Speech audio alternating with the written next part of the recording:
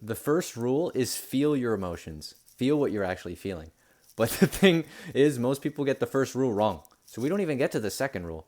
Most people, they don't feel their emotions. They suppress, avoid, negate, and pretend it's not there. But that's the first rule. The first rule is feel your emotions. Actually give voice to what you're experiencing. Let it express itself. Let it move through you and fully acknowledge in a mindful way that that's your experience. So the key to doing the first rule is by becoming aware that every emotional experience you have is temporary, meaning that you didn't feel that way 2 hours ago. You didn't feel that way 2 days ago. You didn't feel that way 2 months ago. You're always moving through different emotional experiences. When you have that awareness, then it's easier to let yourself feel what you're feeling now because you know it's not going to last forever. So, first rule is feel your emotions. Don't get the first rule wrong. The second rule is take your next step, take your next aligned action from love. Well, most people get the second rule wrong too.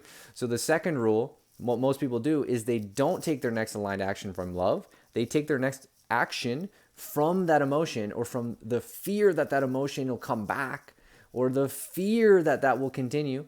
And then they don't live and move through that in the alchemization process. Emotional alchemy, feeling your feelings. And feelings, emotions, energies, emotions are just literally vibrations. So you're just moving vibrations through your body. You got to let go of the story and just let the emotion move through. So, rule number one, let yourself actually feel it. Rule number two, take your next step from love. So, where people get tripped up is that there's two main types of love. There's the masculine, the yang love, and there's the feminine, the yin love. And what a lot of people do is they give themselves the type of love they don't really need. So a lot of people who are really just sulking in their emotions and drowning in them, they give themselves more and more yin love. Like, oh, I'm just going to rest today. I'm just going to keep, recharging. I'm just going to keep doing this. But actually what their soul really needs is yang love. To get shaken up awake, to go immerse, to go try things, go do things, take action and move into life. Conversely, a lot of people, they might actually need the yin love. They might really need to replenish and to refresh, rejuvenate, slow down. But what they do is they're like, keep doing things, achieve, achieve, achieve. And then they have a yang overload. They have a deficiency in yin.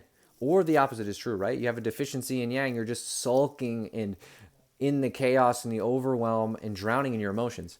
So what we want to do is we want to train ourselves to feel what we feel, rule number one, and take our next step from love, either the masculine or the feminine love. You got to know, do you need that yang or do you need that yin? What is truly aligned for you? So this is my two-part process for emotional alchemy.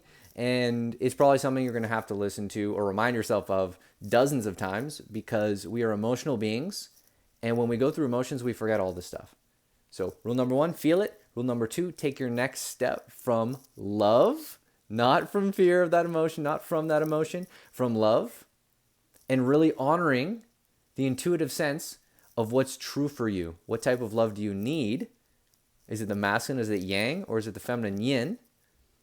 And then really become aware that oftentimes we'll trick ourselves.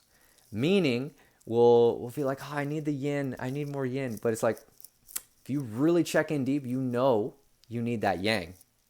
If you're the type of person who's a little shy, who always holds yourself back from going to social gatherings, it's like, that would be what would shake you out of things if and move you into new energies, into higher heights. If you went out of that comfort zone and gave yourself that yang immersive experience, go to a party, go to a gathering, go try something new that makes you come alive.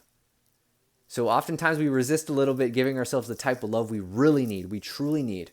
It'll feel wholesome, but we might face a little bit of our edge of uncomfortability. So that's normal, that's okay.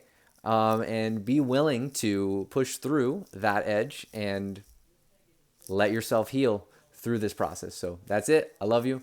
Out.